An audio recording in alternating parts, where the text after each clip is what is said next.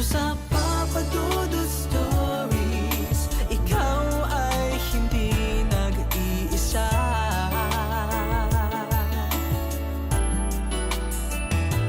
Dito sa Papa Dudut Stories, may nagmamahal sa'yo. Papa Dudut Stories, Papa Dudut Stories. Dear Papa Dudut, sa lahat po ng mga nakatutok ngayon, huwag kalimutan na mag-like, mag-share at mag-subscribe.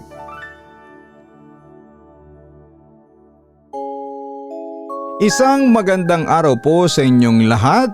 Ako po si Yuri Michael Fortunado, 31 years old na ngayon at nakatira dito sa San Pedro, Laguna.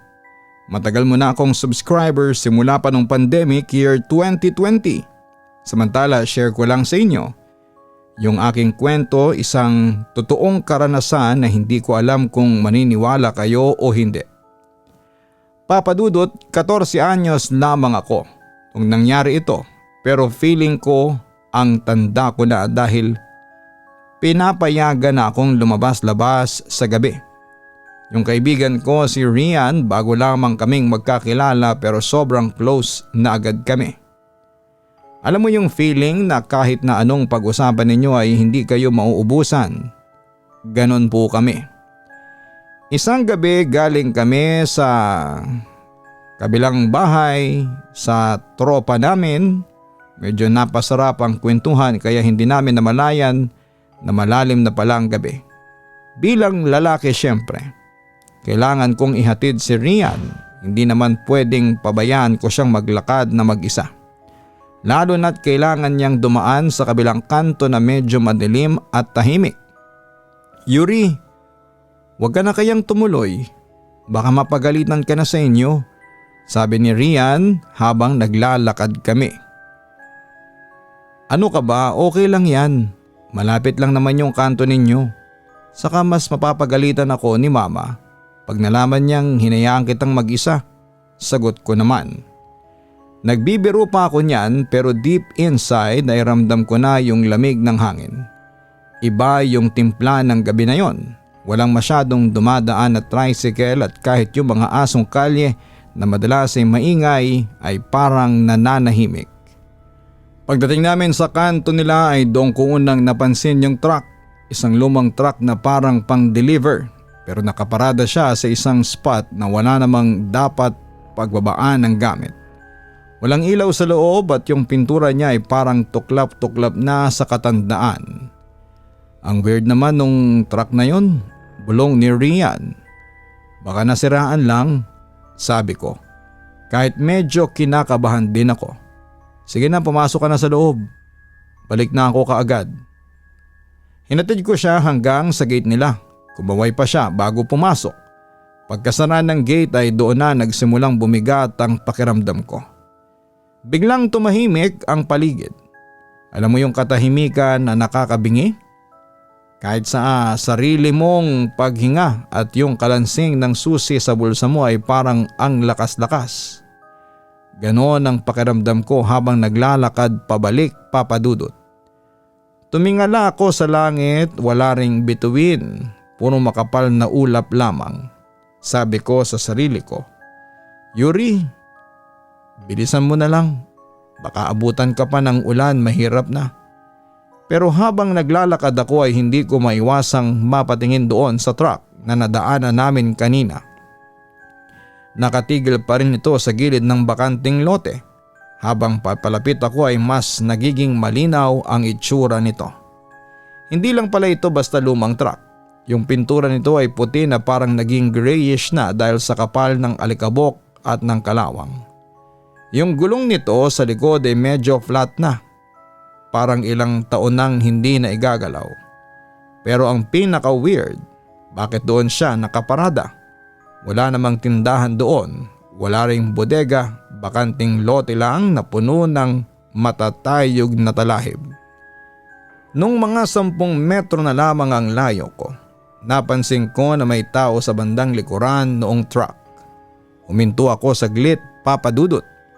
Kinabahan ako syempre, sa panahon ngayon ay hindi mo alam kung hold-upper ba yan o kung anong masamang loob. Pero noong tinitigan ko ay parang hindi naman siya gumagalaw ng kakaiba. Nakatayo lamang siya, nakatalikod sa akin at nakayuko. Ang suot niya ay isang puting t-shirt na parang medyo malaki sa kanya at kupas na maong na pantalon. Baka driver, isip-isip ko. Baka nasiraan tapos wala siyang signal kaya hindi makatawag ng tulong. Bilang 14 anyos na gustong maging bida at feeling adult na tumutulong. Imbis na lumayo ay lumapit pa ako. Siguro yung mga 5 hakbang na lamang ang layo ko sa kanya. Ramdam ko na yung amoy ng paligid, amoy kalawang, amoy basang lupa at may kakaibang amoy na parang malansa na hindi ko maintindihan. Kuya, tawag ko. Medyo mahina pa, baka kasi nagugulat ko siya. Hindi siya lumingon at hindi man lang gumalaw ang balikat niya. Parang hindi niya narinig ang boses ko kahit na wala na bang ibang maingay sa kalsada. Kuya, okay ka lang ba? Nilakasan ko na ang boses ko. Akala ko ay baka lasing o kaya naman ay may sakit. Wala pa rin. Doon ko napansin yung detail ng katawan niya. Nakayuko siya na parang may tinitignan sa tiyan niya. Pero sobrang tuwid nung tayo niya mula balikat pa ibaba. Parang estatwa na nilagay lang doon sa gilid ng truck. At yung truck mismo ay parang lalong dumidilim habang tinititigan ko. Sinubukan kong humakbang ng isa. Kuya, baka kailangan nyo ng tulong. May malapit na store po doon sa kanto. Baka gusto nyo doon na lang kayong mag-antay. Habang nagsasalita ako ay biglang humangin ng malakas. Yung mga talahib sa bakanting lote ay nag-ingay.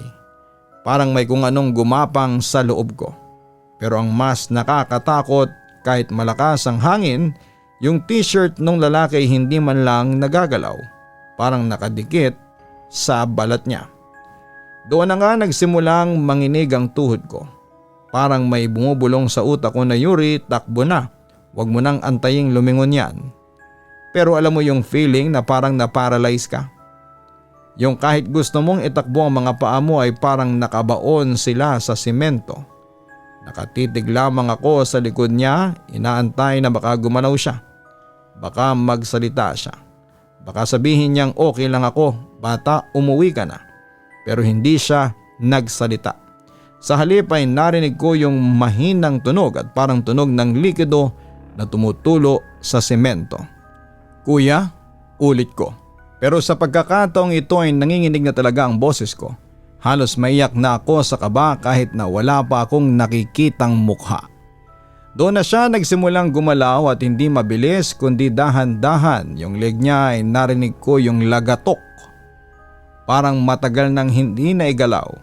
At habang dahan-dahan siyang pumipihit paharap sa akin ay doon ko naramdaman na mali itong desisyon ko na lumapit. Sobrang mali. Kasi nung humarap na siya, hindi yung mukha niya ang unang kumuha ng atensyon ko. Kundi yung kulay ng t-shirt na kulay puti na sa isang iglap ay naging kulay pula na parang itim dahil sa kapal ng dugo. At sa gitna noon ay kitang-kita ko yung hawakan ng isang kutsilyo na nakabaon hanggang dulo sa tiyan niya. Hindi siya humihinga.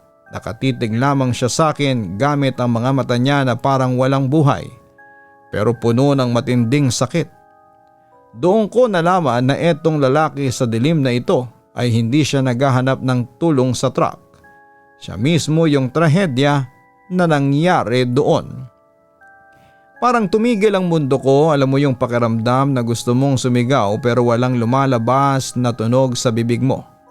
Parang nanuyo ang lalamunan ko sa isang iglap. Yung mukha niya ay hindi siya tulad ng napapanood ko sa mga horror movie na bulok ang balat o nakakatakot ang itsura. Tao siya. Mukha siyang tao pero yung kulay ng balat niya ay para siyang papel. Puting-puti na parang wala nang dumadaloy na dugo sa mga ugat niya. At yung mga mata niya, hindi ko malilimutan yon. Malaki ang dilat, nanginginig ang mga talukap at diretso siyang nakatingin sa akin. Parang tinatagos niya yung kaluluwa ko. Pero ang pinakagrabe talaga ay yung bandang tiyan niya. Dahil malapit lamang ako ay kitang-kita ko yung kutsilyo. Hindi lang yon basta saksak. Yung kutsilyo ay mahaba at matalim na ginagamit sa kusina. At halos yung hawakan na lamang ang nakikita ko kasi baon na baon ito sa bandang itaas ng puso niya. Yung puti niyang t-shirt basang-basa ng dugo. Hindi yung pulang-pula na parang ketchup kundi yung madilim, malapot at nangingitim na dugo. At hetong nakakatroma. Habang nakatingin ako sa kanya, dahan-dahan niyang itinataas yung mga kamay niya sa direksyon ko. Yung mga daliri niya ay nanginginig at puno na rin ng dugo. Parang gusto niyang humawak sa akin. Parang gusto niyang hilahin ako palapit. Kuya? Bulong ko. Pero sa pagkakataong ito ay tumulo na ang luha ko. Hindi ko na alam kung ano ang gagawin ko. Bigla siyang bumuka ang bibig at walang salitang lumabas. Pero may narinig akong mahinang gurgling sound. Yung tunog ng hangin na humahalo sa likido sa loob ng lalamunan. Doon ko na-realize na buhay pa siya. O baka naman naghihingalo pa lamang. Pero ang lala ng sitwasyon niya. Bigla siyang humakbang ng isang hakbang lang palapit sa akin. Tunog yun ng sapatos niya na tumapak sa isang tuyong sanga sa semento. Doon ako natauhan. Yung tunog na yon ang naging hudyat ko para kumilos. Parang may kung anong kuryente na dumaloy sa mga binti ko. Wah! Napasigaw na ako sa sobrang takot. Tumalikod ako at parang naging Olympic sprinter ako sa bilis. Wala na akong pakialam kung madapa ako o kung mahulog ang tsinelas ko. Ang nasa isip ko lamang ay kailangan kong lumayo doon sa truck at doon sa lalaking may saksak. Habang tumatakbo ako, narinig ko pa rin sa likuran ko yung mahinang kalansing, parang tunog ng metal na tumatama sa metal. Iniisip ko na hinahabol ba niya ako o gumagalaw yung truck, pero wala akong lakas ng loob na lumingon. Sa sobrang bilis ng takbo ko ay nararamdaman ko na yung hapdi sa baga ko. Hinihingal na ako, yung tipong bawat hininga ko ay parang may sumasaksak din sa dibdib ko. Hanggang sa makita ko yung ilaw noong sari-sari store. Doon sa maliit na bumbilya na madilaw ay nakita ko yung anino ng isang lalaki na nakatayo. Hindi ko na inisip kung sino siya, basta tao siya ay kailangan ko ng tulong. Kuya! Kuya, patulong po! Sigaw ko habang papalapit sa kanya. Halos madapa na ako sa harapan noong store. Umahagulhol na ako, halo-halong laway at luha na ang nasa mukha ko. O bata, bakit? Anong nangyayari sa iyo? Tanong ng lalaki at halatang nagulat sa biglang pagsulpot ko. Doon po sa truck may lalaki, may saksak sa tiyan. Turo ko sa kalsadang pinanggalingan ko habang nanginginig ang buong katawan ko. Tulungan niyo po siya kuya, marami pong dugo. Baka mamatay siya. Yung lalaki sa store ay kumuha kaagad ng flashlight. Seryoso ang mukha niya pero parang nagtataka rin siya. Truck? Saan? Wala namang dumadaan na truck dito kanina pa. Meron po, doon po sa kanto ni Narian. Dali na po kuya. Hila-hila ko siya pabalik habang naglalakad kami. Bawat anino sa gilid ng kalsada ay parang naging itsura ng lalaki na may saksak. Ang bilis pa rin ang tibok ng puso ko. Parang gustong kumawala sa rib cage ko. Pero pagdating namin doon sa pwesto ay tumigil kami. Binuksan ng lalaki yung flashlight niya at inikot sa buong paligid. Wala malinis ang kalsada. Walang truck na nakaparada. Walang lalaking nakatayo. Kahit yung matatayog na talahib sa bakanting lote parang kalmado lamang at walang bakas na may dumaan doon. Bata, baka nananakot ka lang ha? Sabi nung lalaki at medyo naiinis na. Wala namang truck dito, saka tingnan mo yung lupa tuyo oh. Kung may dugo ang lalaki rito, dapat may bakas man lang sa semento. Napatingin ako sa semento. Doon sa mismong pwesto kung saan ko nakita yung dugo na tumutulog kanina, malinis at walang kahit na anong mantsa. Doon ako lalong kinabahan kasi alam ko ang nakita ko. Narinig ko pa rin sa isipan ko yung gurgling sound ng bibig niya. Kitang-kita ko yung hawakan ng kutsilyo. Hindi po nandito siya kanina. Kuya, nung 1 minuto lang, sabi ko habang nakatitig sa kawalan. Umuwi ka na bata. Baka pagod lang yan o gutom. Delikado na sa kalsada ng ganitong oras, sabi nung lalaki bago ko iniwan doon. Pag-alis ng lalaki ay parang mas lalong dumilim yung kanto. Alam mo yung feeling na kahit na wala kang nakikita ay ramdam mo na may nandyan pa rin. Halos liparin ko na ang distansya mula doon hanggang sa gate namin. Ni hindi na ako kumatok ng maayos, talagang kinalampag ko ang pinto hanggang sa buksan ni Mama. Yuri, anong nangyayari sa'yo? Bakit ka namumutla at pawis na pawis ka pa? Tanong ni Mama pero hindi na ako nakasagot. Dire-diretso ako sa kwarto ko, nilakang pintuan at nagtalakbong ng kumot. Kahit nasa loob na ako ng bahay at ligtas ay hindi matanggal sa isipan ko ang itsura noong lalaki. Pagpikit ko, yung kutsilyo sa tiyan niya ang nakikita ko. Pagdilat ko naman ay parang bawat anino sa loob ng kwarto ko ay nagiging hugis noong truck. Samantala papadudot dahil sa sobrang pagod ng katawan ko sa takbo at kaba, nakatulog din ako bandang 2:00 ng madaling araw. Pero hindi yon yung tulog na nakaka-relax, yung tipong kahit tulog ka, alam mong nananaginip ka. Sa panaginip ko ay nasa kanto raw ulit ako ni Rian, pero ang kakaiba ay maliwanag. Parang hapon pero yung kulay ng paligid ay luma, parang sa mga lumang litrato na kulay brown o sepia. Andun na naman yung truck, pero sa panaginip ko, bukas yung pinto sa driver's side. May naririnig akong tugtog sa radyo. Yung mga lumang kanta na hindi ko na alam ang pamagat pero parang ang lungkot pakinggan. Napalakad ako palapit sa truck. Parang wala akong kontrol sa sarili ko. Pagtingin ko sa loob ng driver's seat ay nakita ko yung lalaki. Maayos ang itsura niya rito. Mukha siyang masaya, may suot siyang sombrero at parang may binibilang na pera. Bigla siyang tumingin sa akin. Hindi siya nakakatakot sa panaginip ko. Ngumiti siya sa akin tapos ay may inabot siyang keychain, isang malit na metal na truck. Ibigay mo sa kapatid ko, sabi niya. Yun lang ang narinig ko bago biglang nagbago ang eksena. Biglang dumilim, bumalik yung gabi noong nakita ko siya. Pero sa pagkakataong ito, hindi lang siya nakatayo. Nakahiga na rin siya sa sahig. Hawak-hawak ang tiyan niya at pilit na gumagapang papunta sa akin. Yuri, tulong! Bulong niya. Yung boses niya ay parang may kasamang dugo na lumalabas sa loob. Napasigaw ako at biglang nagising. Basang-basa ako ng pawis kahit naka-electric fan. Pagtingin ko sa orasan, 4:00 na ng madaling araw. Hindi na ako nakatulog muli, papadudot. Nakaupo lamang ako sa kama, naghihintay na sumikat ang araw.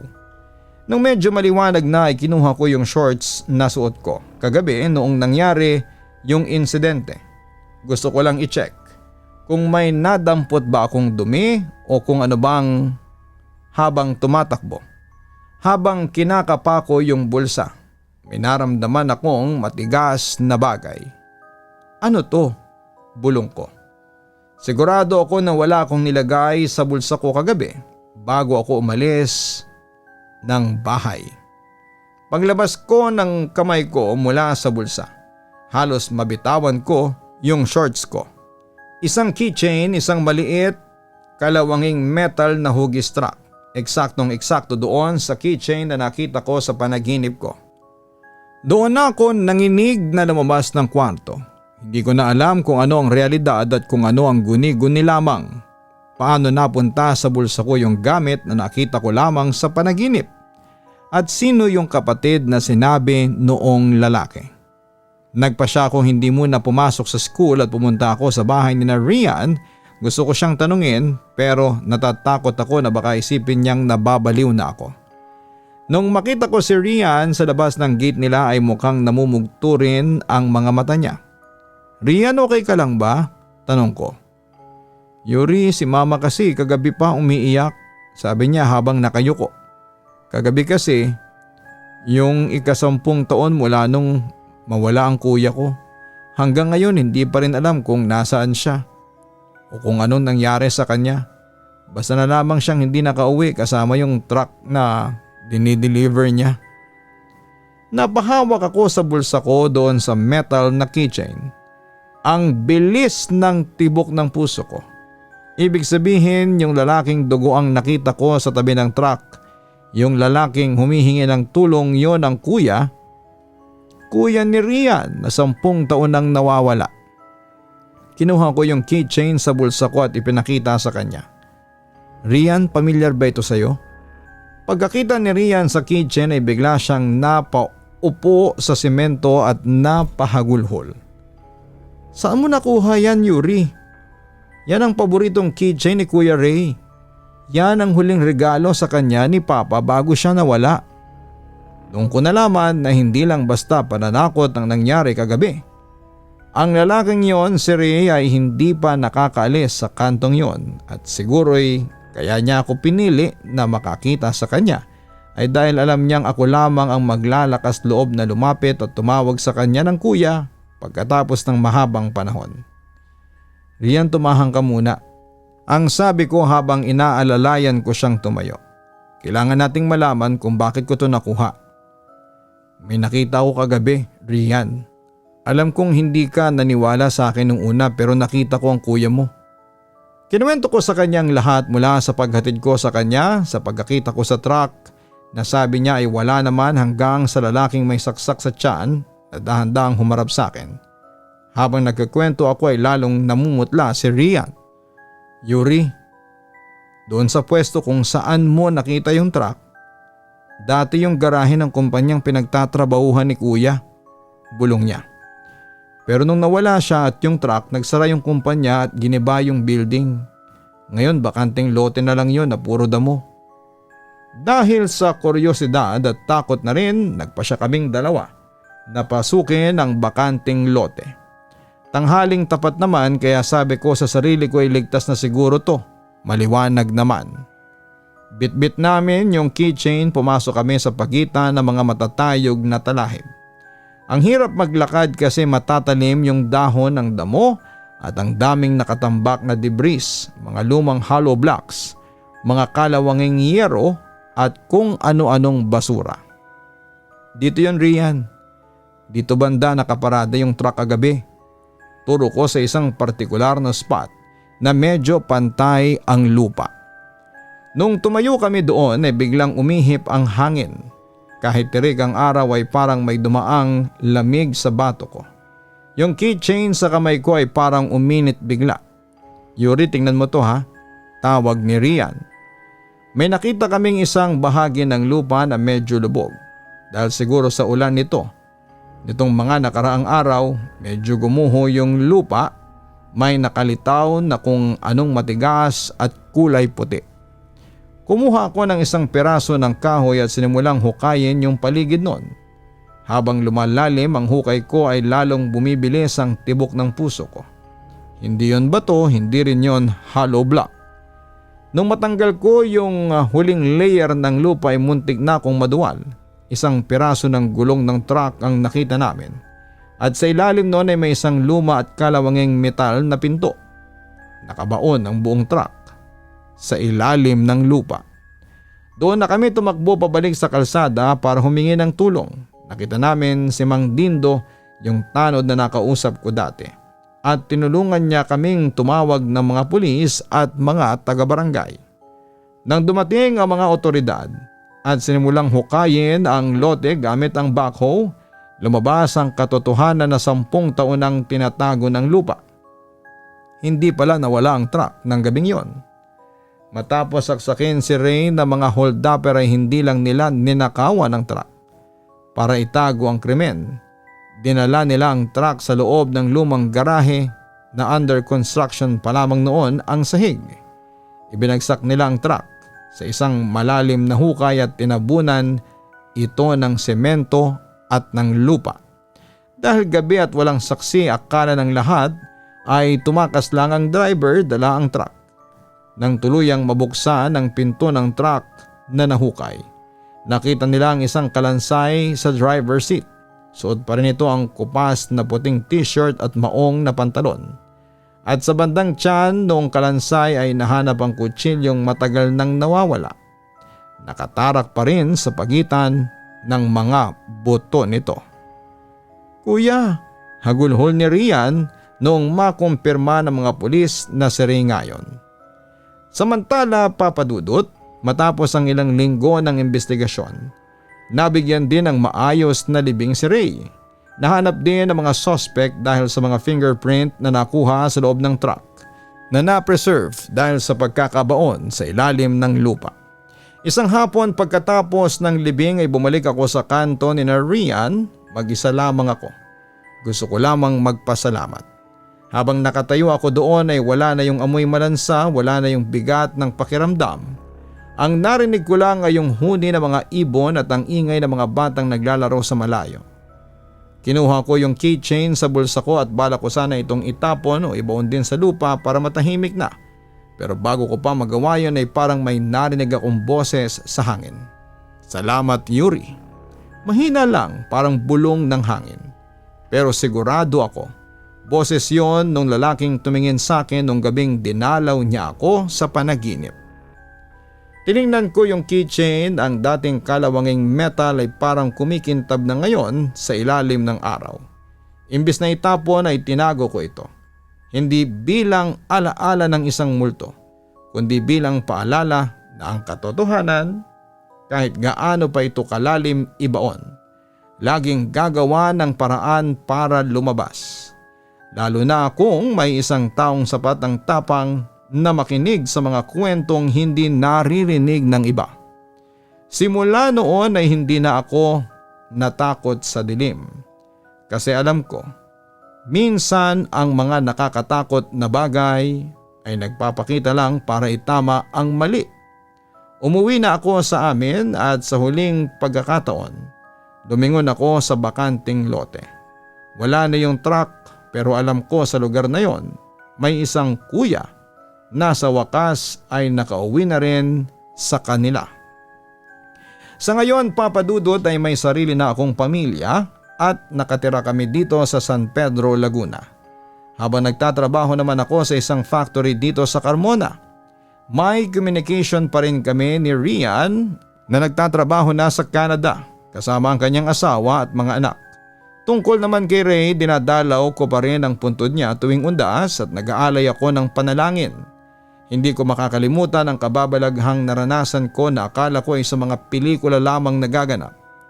Papa Dudut, hanggang dito na lamang po. Muli ay maraming salamat at magandang gabi po sa inyong lahat o magandang araw. Anumang oras kayo nakikinig.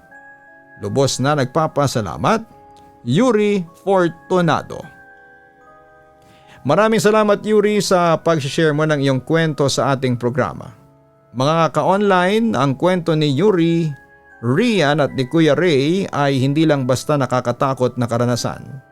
Marami itong gustong ipahiwatig tungkol sa realidad ng buhay at sa ating pakikipagkapwa-tao. Una, ang katotohanan ay hindi matatabunan.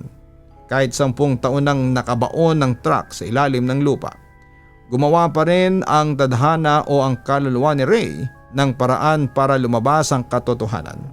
Itinuturo nito na walang lihim na hindi nabubunyag, lalo na kung may hustisyang kailangang makamit. Ang kasalanan, kahit gaano pa katagal itago, ay laging may paraan para bumalik at maningil. Samantala bilang 14 anyos, natural lamang na matakot si Yuri. Pero sa kabila ng panaginip ng kanyang kalamnan, hindi niya binaliwala ang nakita niya. Ang paghingi niya ng tulong sa tindahan at ang hindi niya pagsuko sa paghahanap ng sagot ang naging susi para matagpuan ang bangkay ni Ray. Aral ito na ang paggawa ng tama ay nangangailangan ng lakas ng loob. Kahit pa ang paligid mo ay puro kadiliman at walang naniniwala sa iyo. Samantala tandaan natin na minsan ang mga paramdam o kakaibang nararamdaman natin sa isang lugar ay hindi lang para takutin tayo. Maring ito ay isang paraan ng paghingi ng saklolo. Si Yuri ay naging boses para sa isang taong hindi na makapagsasalita pa. Itinuturo nito na maging sensitibo tayo sa nararamdaman ng iba dahil baka tayo lang ang tanging makakatulong sa kanila upang matahimik. Isa rin sa pakatandaan natin na ang tunay na kapayapaan ay nakakamit lamang kapag nailalagay sa tama ang lahat. Hindi lamang ito para sa mga pumanaw na, kundi para rin sa mga naiwan.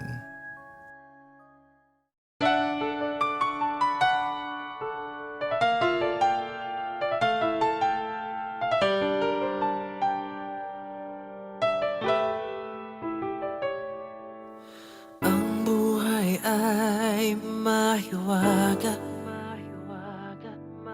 laging may lungkot at saya. Sa Papa Dudut Stories, laging may karamay ka.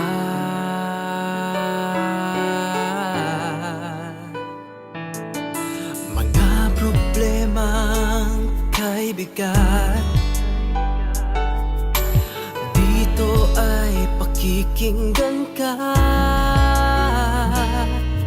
Sa Papa Dudut Stories, kami ay iyong kasama. Dito sa Papa Dudut Stories, ikaw ay hindi nag-iisa.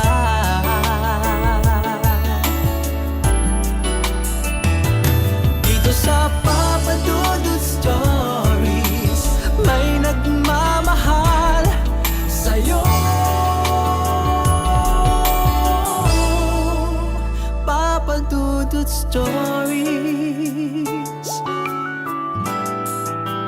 Papa Dudut Stories,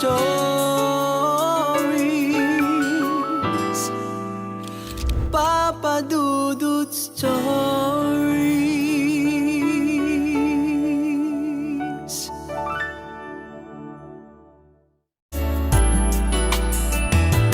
Dito sa Papa Dudut Stories, may nagmamahal sa'yo. Papa Dudut Stories, Papa Dudut Stories. Hello mga ka-online, si Papa Dudut po ito. Nag-enjoy ka ba sa ating kwento ngayong araw? Huwag kalimutan na i-share, mag-like at mag-subscribe. Maraming salamat po